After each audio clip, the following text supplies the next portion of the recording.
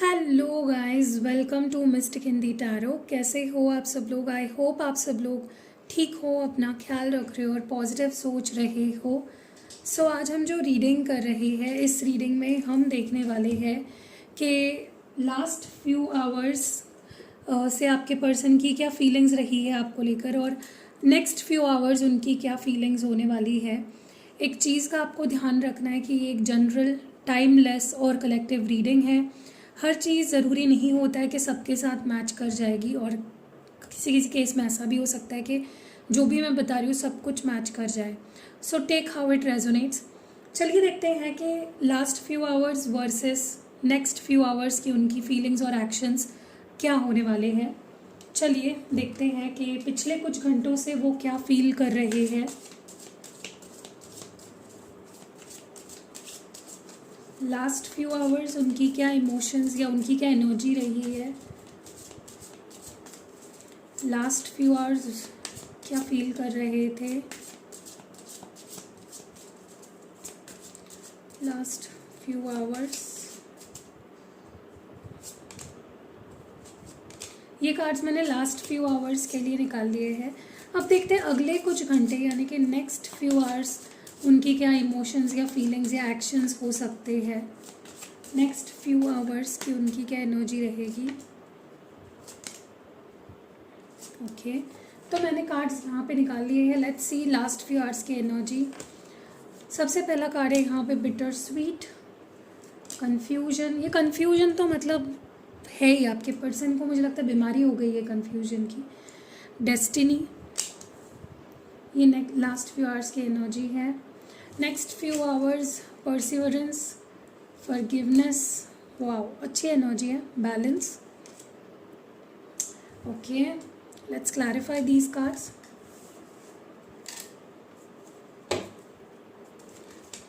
Okay, bittersweet क्यों है यहाँ पे? Why is bittersweet here? Divine में प्लीज़ बताए। ओके, बिटर स्वीट को यहाँ पे 10 ऑफ कप्स क्लैरिफाई कर रहा है। कन्फ्यूजन क्यों है? Why is confusion here?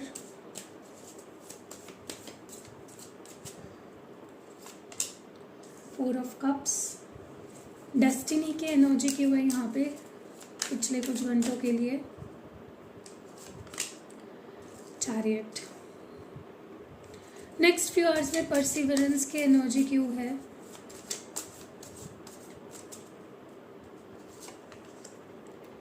S of wands, wow. Forgiveness की एनर्जी क्यों है in the next few hours? High priestess. अभी मैं जब रीडिंग कर रही हूँ ना, अचानक से मुझे, अभी तक तो काफ़ी फ्रेश लग रहा था, मुझे अभी बहुत नींद सी आ रही है, मेरे को पता नहीं क्यों। तो आपको मेरी बातों से भी ऐसा फील हो रहा होगा, मुझे नींद आ रही है। लैगिंग, ऐसी मेरी बात में ऐसी लैगिंग वाली फीलिंग आपको फील हो रही होगी। बैलेंस क्यों है यहाँ पे? स्ट्रेंथ। तो ये एनर्जी शिफ्ट हो गया है अचानक से, पता ही नहीं क्यों। एनीवेज, साइंस जो मैं अभी देख रही हूँ, कैंसर, स्कॉर्पियो, पाइसिस है। सिग्निफिकेंटली कैंसर एनर्जी है। एरीज, लियो, सैगिटेरियस है, पाइसिस है और लियो है। ओके, सबसे पहले तो मुझे ऐसा लगता है, हम पहले पिछले कुछ घंटों की अगर बात करें तो मुझे ऐसा लगता है आपके पर्सन की ना आपके साथ जुड़ी हुई पहली तो बहुत सी यादें हैं, बहुत सी मेमोरीज़ हैं। चाहे आप कभी मिले हो या ना मिले हो, लॉन्ग डिस्टेंस हो आपका रिश्ता, चाहे कोई शादीशुदा हो, जो भी सिचुएशन है, डजेंट मैटर, लेकिन आपके साथ आपके पार्टनर की काफ़ी मेमोरीज़ है। ओके, और कुछ अच्छी मेमोरीज़ है, कुछ बहुत ही ख़राब मेमोरीज़ कह सकते हो, या थोड़ी सी बिटर मेमोरीज़ भी है। तो पिछले कुछ घंटों से आपके पर्सन ना एक झूले पे झूल रहे हैं। कभी उन्हें आपसे जुड़ी हुई अच्छी मेमोरीज़ याद आती है, कभी उन्हें आपसे जुड़ी हुई बहुत ही ख़राब मेमोरीज़ याद आती है। So they are kind of swinging in between. ठीक है, तो यस, मेमोरीज़ में खोए हुए दिख रहे हैं, आपको याद करते हुए दिख रहे हैं। चाहे अच्छी यादें हो, बुरी यादें हो, पर याद तो कर रहे हैं, ये बहुत बड़ी बात है।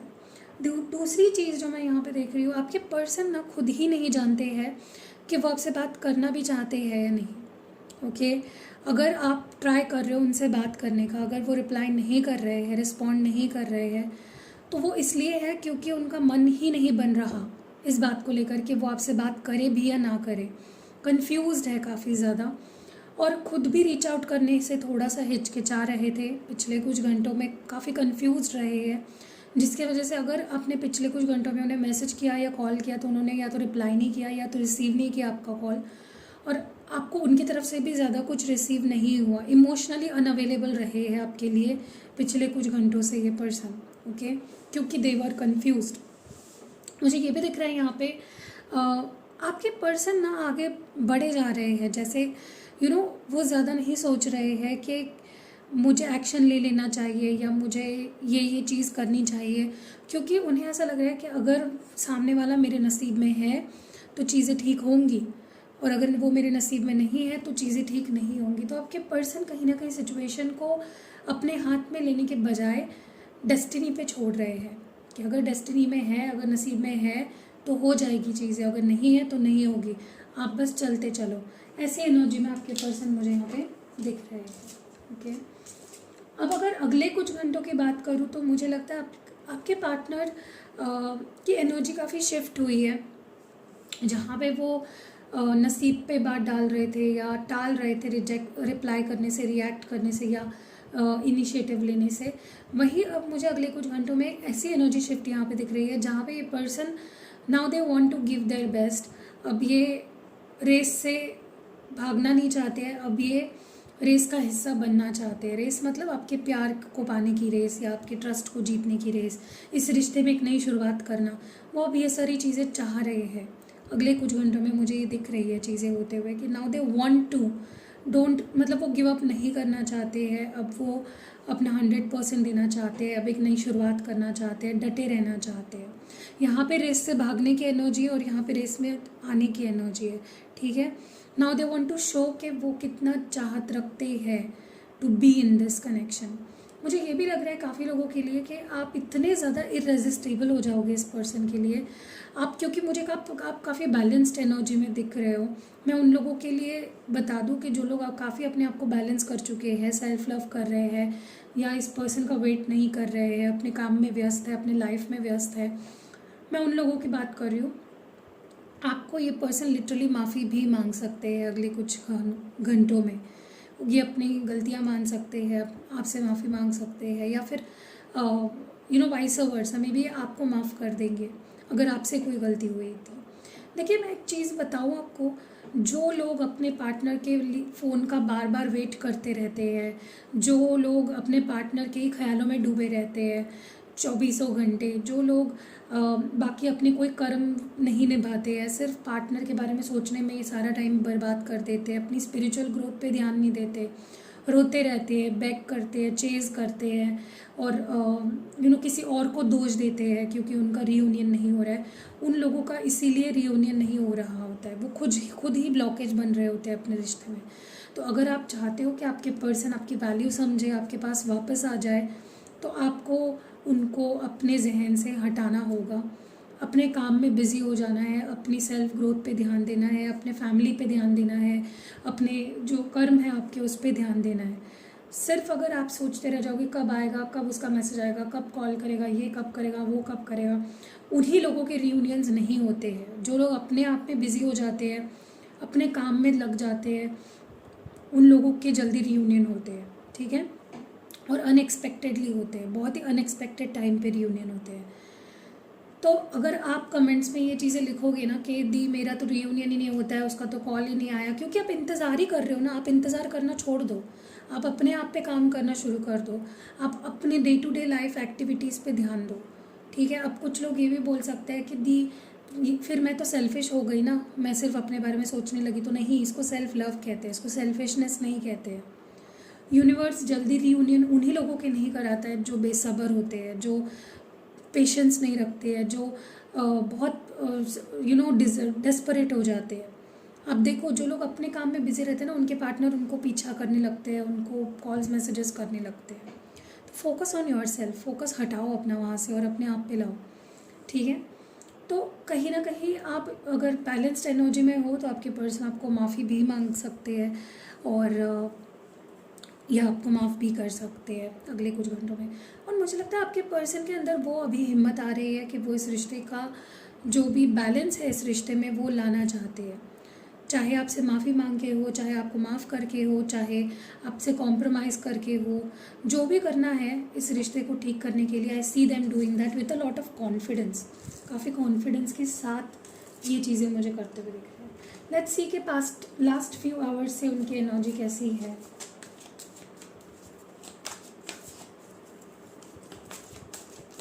लास्ट फ्यू आवर्स से कैसी एनर्जी है आपके पार्टनर की।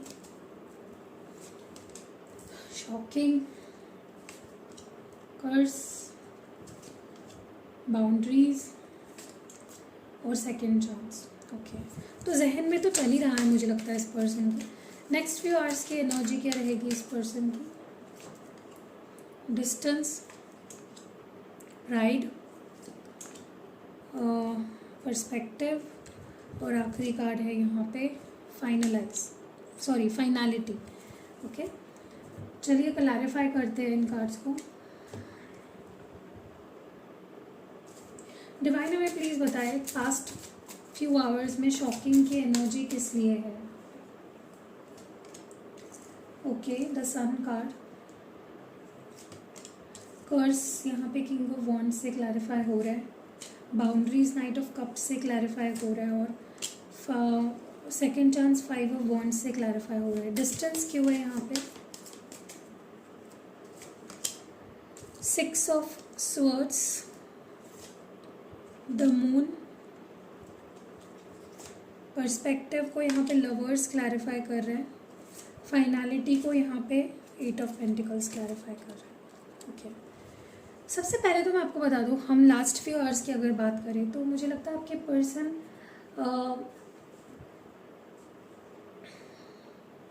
काफ़ी टाइम बाद कुछ आपके पर्सन की लाइफ में ऐसा हुआ है जहाँ पे उन्हें अनएक्सपेक्टेड हैप्पीनेस मिल रही है। उन्हें उनके लाइफ में अनएक्सपेक्टेडली कुछ बहुत ही बुरा फेज़ ख़त्म हो जाएगा या हो चुका है, क्योंकि हम पिछले कुछ घंटों की बात कर रहे हैं। कुछ बहुत ही ख़राब सिचुएशन अगर चल रही थी इनकी लाइफ में, अगर इनके ऊपर कोई नेगेटिव इन्फ्लुएंस था या कोई ब्लैक मैजिक, कर्स, या आपके रिश्ते पे एक जो जैसे कहते हैं ना कि काला बादल अगर मंडरा रहा था, मुझे लगता है दैट इज़ फाइनली ओवर।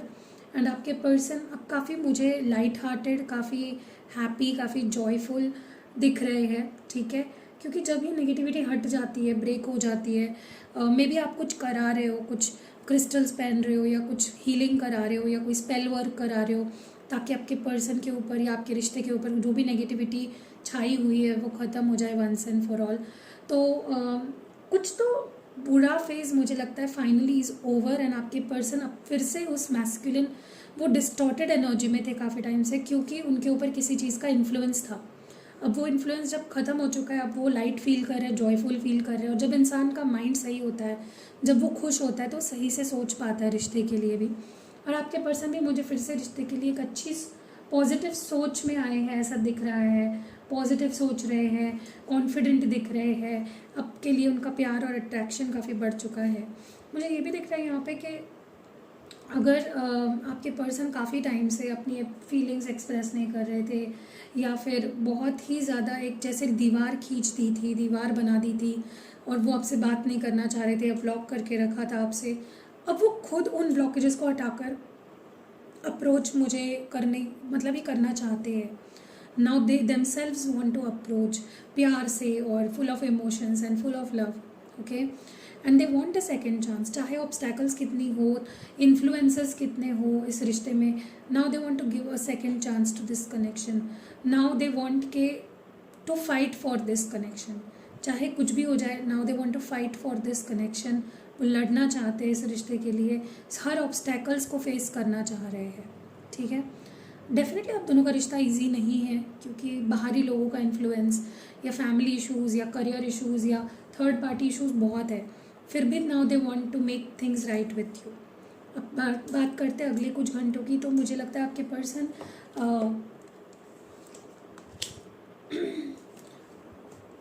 मुझे ऐसा लगता है कि आपके पर्सन ना एक अपने प्राइड और अपने इमोशंस के बीच में फंस जाते हैं। उनके लिए उनका ईगो भी बहुत बड़ा है, उनके लिए आपका प्यार भी बहुत बड़ा है, तो वो उसके बीच में पिस जाते हैं। ठीक है, क्योंकि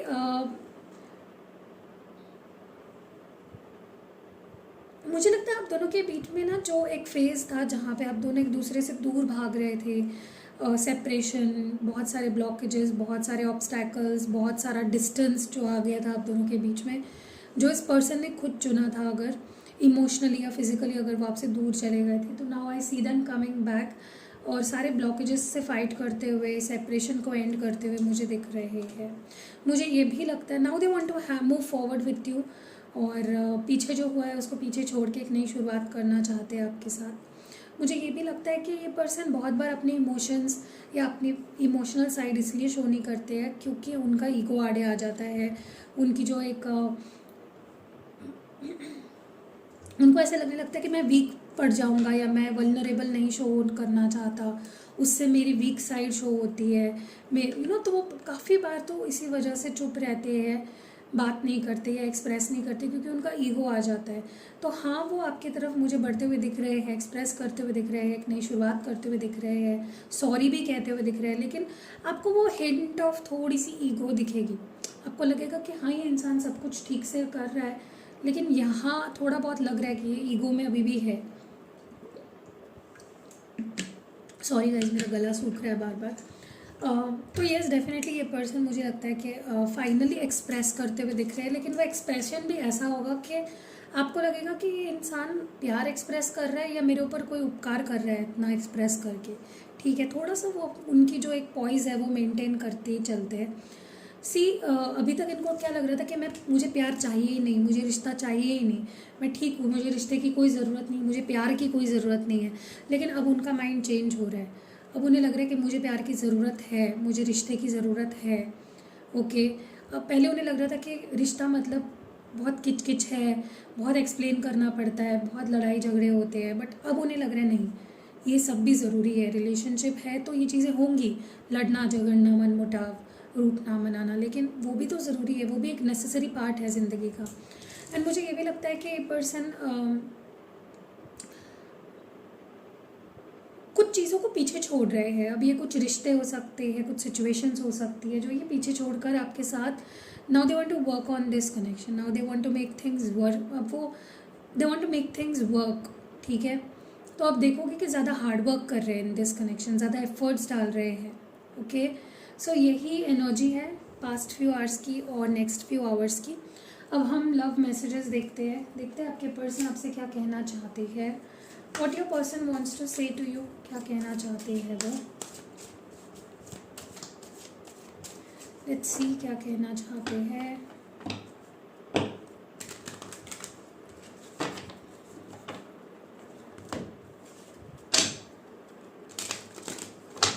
डिवाइन हमें प्लीज़ क्लियर मैसेज दे और बताइए कि क्या कहना चाहते हैं हमारे व्यूअर के पार्टनर, क्या कहना चाहते हैं। सबसे पहला जो कार्ड है, I can't wait for the day we will start living our life together. तो मैं उस दिन का इंतज़ार नहीं कर सकता जिस दिन से हम साथ रहना शुरू कर देंगे। ये सबसे पहला मैसेज है। It really was me not you, तो गलती मेरी थी या मैं था वो जो गलत था, तुम नहीं। नेक्स्ट है यहाँ पे, why can't you tell how you feel because how your acting is confusing me. तो ये कह रहे हैं कि तुम जो भी फील करते हो तुम मुझे बता क्यों नहीं रहे, क्योंकि तुम जैसे बिहेव कर रहे हो वो मुझे कन्फ्यूज़ कर रहा है। I need to go my own way for a while, तो मैं अपने रास्ते मुझे अपने रास्ते जाना है कुछ देर के लिए। You are special to me, तो तुम मेरे लिए बहुत ही स्पेशल हो। I will make things right between us one day, तो मैं तुम्हारे और हमारे बीच की चीज़ें सिचुएशन को एक दिन ठीक कर लूँगा। I am afraid to take that next step right now, तो मैं तुम्हारे लिए तुम्हारे तरफ कदम बढ़ाने के लिए अभी डर रहा हूँ। I am really bad at commitment, तो मैं बहुत बुरा हूँ कमिटमेंट के मामले में। No other compares to you, तो कोई और तुम्हारी कंपैरिजन नहीं कर सकता। और आखिरी मैसेज जो है, it's really hard for me to open up. देखो इनके लिए कितना मुश्किल हो रहा है ओपन अप होने का, राइट। चलिए देखते हैं आपके लिए एडवाइस क्या है। What advice do we have for you, what advice. Divine हमें प्लीज़ बताएं कि क्या एडवाइस है। radical honesty. To believe in the facade is to suffocate in the armor of alienation, self defeat and self denial. yes, आपको ये बोला जा रहा है कि आप अपने आप के साथ भी ऑनेस्ट रहो, आप सामने वाले के साथ भी ऑनेस्ट रहो और रियलिटी देखो. कई बार मैंने अपने क्लाइंट्स में ये चीज़ें बहुत नॉर्मली नोटिस करी है कि लोग ना रियलिटी से भागते हैं. अब रीडिंग्स का ही देख लो आप, थोड़ा कुछ नेगेटिव आ जाए ना रीडिंग में, थोड़ा मैं अगर कुछ नेगेटिव बोल दूँ तो आप कमेंट सेक्शन एक बार चेक करना कैसा होता है. लोग क्या क्या बोलते हैं, कितना गिरकर कितनी गंदी गंदी चीज़ें बोल देते हैं मुझे. रोज़ वही लोग जो मतलब मैं अच्छी रीडिंग करती हूँ तो अप्रिशिएट नहीं करते हैं, लेकिन जब मैं कुछ थोड़ा सा नेगेटिव जो कि सच्चाई है वो बता दूँ तो लोग एकदम टूट पड़ते हैं. ये तो मेरी रीडिंग है ही नहीं, आप तो जो बताते हो कुछ ठीक नहीं होता है, आपकी रीडिंग गलत है, आप तो पैसे कमाने का काम कर रहे हो, आपको तो ये वो मतलब बहुत गंदी गंदी बातें भी बोलते हैं जो मैं नहीं बोल सकती. मुझे अपना मुंह ख़राब नहीं करना है ऐसी चीज़ें बोल के. तो रियलिटी को आजकल लोग एक्सेप्ट ही नहीं कर पाते हैं. उनको बस चाहिए कि मेरा पार्टनर आ जाए, मुझसे शादी कर ले, 24 घंटे हम दोनों प्यार में लव बर्ड्स की तरह रहे. देखो डियर, ये रियलिटी है, ये पिक्चर नहीं चल रहा है, ये कोई सीरियल नहीं चल रहा है. पवित्र रिश्ता सीरियल नहीं है ये. आप अर्चना और आपके पार्टनर मानव नहीं है. यहाँ पे रियलिटी बहुत अलग होती है, रिस्पॉन्सिबिलिटीज़ होती है, करियर होता है. तो आप अगर ड्रीम्स में जी रहे हो, आपको लग रहा है कि एक सीरियल की तरह मेरी लव लाइफ होनी चाहिए, तो ऐसा नहीं होता है गाइस. तो रियलिटी को एक्सेप्ट करो. आप अपने रिश्ते की रियलिटी तो देखो. फॉर एग्जांपल, अगर आप ऐसे किसी इंसान से डील कर रहे हो जिसकी ऑलरेडी शादी हो चुकी है, जिसके बच्चे हैं, तो उसके साथ उसके बच्चों की लाइफ जुड़ी है, उसकी फैमिली, उसकी वाइफ की लाइफ जुड़ी है, या उसके हस्बैंड की लाइफ जुड़ी है, उसकी फैमिली की लाइफ जुड़ी है, तो आप कैसे एक्सपेक्ट कर सकते हो कि वो ये सारी चीज़ें छोड़ के आपके पास आ जाएंगे. माना उन्होंने आप देखिए, प्यार एक ऐसी फीलिंग है जिसको आप कंट्रोल नहीं कर सकते हो, ठीक है. उसमें कुछ गलत और सही नहीं होता है. आप प्यार किसी के लिए भी फील कर सकते हो, लेकिन रियलिटी में अगर आप ऐसा सोच रहे हो कि वो सारे बच्चे और हस्बैंड वाइफ को छोड़ के आपके पास आ जाए, तो क्या आप एक अच्छा कर्मा क्रिएट कर रहे हो? क्या आप किसी और की फैमिली को तोड़ के आप खुश रह सकते हो? तो ये बातें सोचना भी बहुत इम्पॉर्टेंट होता है, क्योंकि लोग इतने सेल्फिश हो गए हैं, बस अपने बारे में सोचते हैं, सिर्फ अपनी खुशियों के बारे में सोचते हैं, और फिर जब चीज़ें उनके मुताबिक नहीं होती तो इतने फ्रस्ट्रेट हो जाते हैं, फिर हर जगह जाके नेगेटिविटी फैलाते हैं. स्पेशली मैं उन लोगों के लिए बोलूँगी जो लोग एक्स्ट्रा मैरिटल्स में हो. थोड़ा सा आंखें खोलो, दूसरों की भी देखो, उनकी भी अपनी लाइफ है, उनकी फैमिली है. अगर कल आके आप दोनों मैरिड हो जाओ, सपोज आपके जो पार्टनर है जिनके साथ आप एक्स्ट्रा मैरिटल में हो, वो अपनी वाइफ या हस्बैंड को छोड़ के, उनके बच्चों को छोड़ के आ भी जाए आपके पास, और कल जाके आपके पार्टनर को कोई और पसंद आ जाए और वो आप दोनों, आपके बच्चों को और आपको छोड़ के उसके पास चले जाए, तो कैसा फील होगा आपको, ये सोचिए. ठीक है, तो हर चीज़ सोचनी होती है, मैच्योरिटी के साथ चीज़ों को हैंडल करना होता है. आप बहुत लोग प्यार में बहुत इमेच्योर हो जाते हैं, जहाँ की ज़रूरत है मैच्योर होने की, लोग इमेच्योर हो जाते हैं. तो मैच्योरिटी के साथ रिलेशनशिप को देखो. कई लोग तो मैंने ऐसे भी देखे कि तुम अपने माता पिता को छोड़ दो. अरे क्यों छोड़ेंगे? माता पिता से ही तो उन्होंने जन्म लिया है ना, आप बाद में आए हो उनकी लाइफ में. Why should anyone leave their parent for you? Why? उनके खिलाफ जाके या उनको दर्द देकर क्या आप दोनों खुश रह पाओगे? क्या आपके हस्बैंड या वाइफ जो उनके माता पिता को छोड़कर आपको चुन रहे हैं, क्या वो खुश रह पाएंगे? नहीं रह पाएंगे, क्योंकि उनको और आपको दुआ नहीं मिलेगी ना फिर उनके माता पिता की. ठीक है, तो प्रैक्टिकली सोचो, किसी की लाइफ ख़राब मत करो, किसी की लाइफ बर्बाद मत करो. रियलिटी को देखना. इस कार्ड का मतलब यही है कि अपने साथ भी ऑनेस्ट रहो, जिस रिश्ते में हो उसके लिए भी ऑनेस्ट रहो, एंड जो सामने वाला है उसके साथ भी आप उससे भी ऑनेस्टी एक्सपेक्ट तभी करो जब आप खुद अपने साथ ऑनेस्ट हो. आप अगर भ्रम में जी रहे हो या इल्यूजन्स में जी रहे हो, तो एक ना एक दिन वो इल्यूजन का बबल फूटेगा और आप बहुत धट से आके नीचे गिरोगे. ठीक है, सो हर चीज़ का ध्यान रखा करो, अपने बारे में मत सोचो, सेल्फिश मत बनो, और अपना ख्याल रखो. Stay positive and love you guys.